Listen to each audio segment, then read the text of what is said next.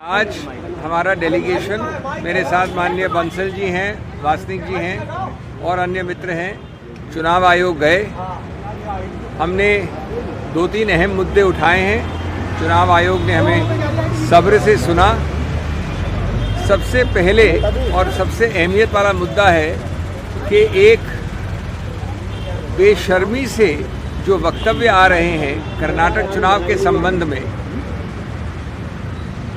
BJP के सबसे बड़े तबकों की तरफ से हमने बड़े स्पष्ट रूप से याचिका और कंप्लेंट की है माननीय गृह मंत्री के विरुद्ध और माननीय मुख्यमंत्री उत्तर प्रदेश। उन्होंने 3-4 वक्तव्य जो हमने अपने रिप्रेजेंटेशन में कोट किए हैं, बड़े स्पष्ट रूप से ऐसे स्टेटमेंट्स दिए हैं जो उकसाते हैं, आपसी वैमनस्य फैलाते हैं, पूरी तरह से झूठे हैं, नफरत फैलाते हैं।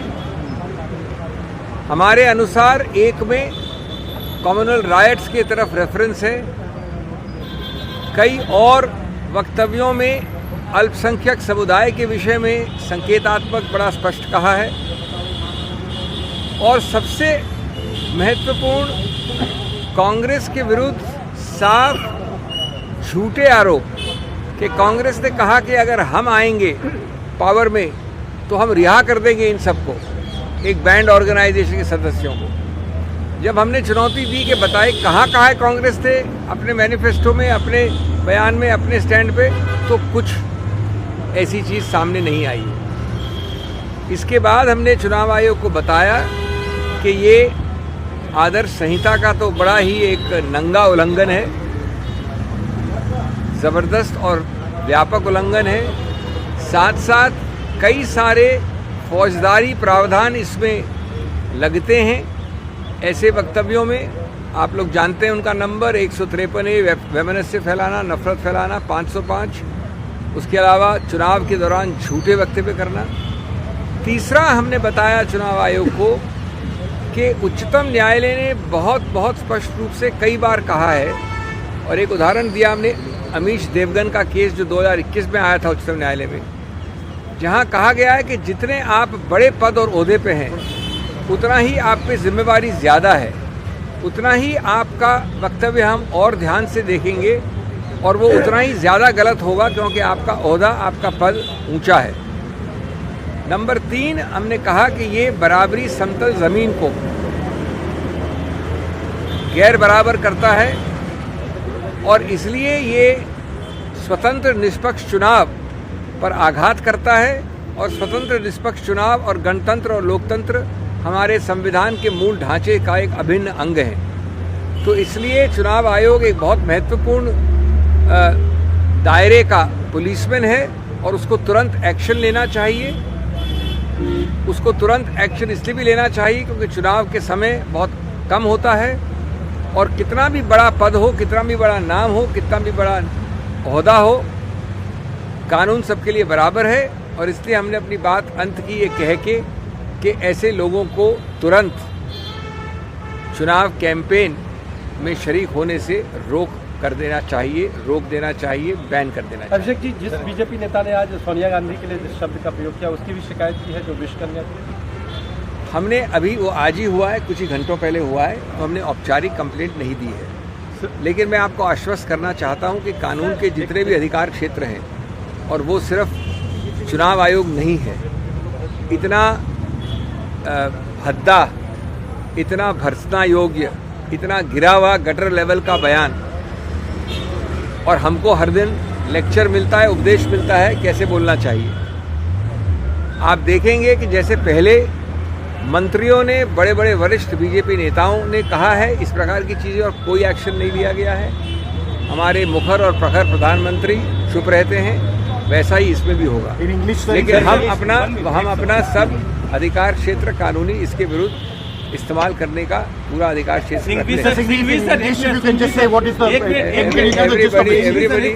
everybody speaks together in English. Let me friends, we have just finished a very productive and a very important meeting My honorable colleagues are here with us on a visit to the Election Commission. Mr. Bansal is here, Mr. Vasnik is here. The visit complained specifically of the highly objectionable, blatantly partisan, communal and false statements coming from the very top of the BJP leadership, in particular the Home Minister Mr. Amit Shah, in particular the UP Chief Minister. There cannot be a higher level than this. They have first and foremost clearly made statements suggesting that the Congress will do this or that if it comes to power, including release of members of banned organizations. So false it is, it has got no basis, but it is done for cheap electoral gain. They have made statements clearly directed against minority communities. There is clearly a self-fulfilling prophecy, as if communal issues can be raised in this manner. We have said that the higher the post, the greater the responsibility, the more the direct policing of the Election Commission. We have quoted Supreme Court judgments which say so. We have quoted the well-known Model Code of Conduct, and most importantly pointed out that a level playing field cannot be maintained for democracy, for free and fair elections, unless the Election Commission acts directly, and a level playing field is the heart of the basic structure of the Constitution, which is on the very top of the hierarchy. In a nutshell, we have therefore asked for a ban on campaigning on such persons, for prompt action. We all understand that the window of elections is very narrow, and therefore clear, strong, effective ground action by the EC is vitally necessary on an urgent basis. After all, an FIR had been lodged. So what is the reason for the delay? And have they... Anyway, now they have no excuse for anything. We have gone in a delegation and put everything in writing, and we hope and trust that what is preached every day to everybody else except the BJP is practiced upon the BJP now. Singhvi sir, एक clarification चाहिए। आपने UP के मुख्यमंत्री और अमित शाह के खिलाफ चुनाव प्रचार पर प्रतिबंध लगाने की मांग की है, और यूपी सीएम के किस बयान की स्पेसिफिक शिकायत की? मैं आपके रामायण के बाद राम का नाम पूछने वाले प्रश्न को उत्तर कैसे दूं, मेरे को समझ नहीं आया। थैंक यू बीजेपी ने मांग की कि खड़गे साहब को बैन किया जाए, उन पर एफआईआर दर्ज। चुनाव आयोग से मिला है उनका डेलीगेट। देखिए, वो जब भी आए, जहाँ भी आए, चुनाव आयोग देखेगा। लेकिन मुझे हंसी आ रही है कि जिस बयान का स्पष्टीकरण आ गया है, जिसके बारे में बड़ा स्पष्ट है कि उन्होंने प्रतीकात्मक रूप से और किसी व्यक्ति विशेष के बारे में बात नहीं की, उसमें इतना हल्ला गुल्ला हो रहा है। और यहाँ गृह मंत्री और उत्तर प्रदेश मुख्यमंत्री ऐसे बयान दे रहे हैं, उनके बड़े वरिष्ठ नेता इस प्रकार के भद्दे बयान दे रहे हैं सोनिया गांधी के बारे में, और यहाँ पर डेलीगेशन वो ला रहे हैं। ये तो मजाक की चरम सीमा है।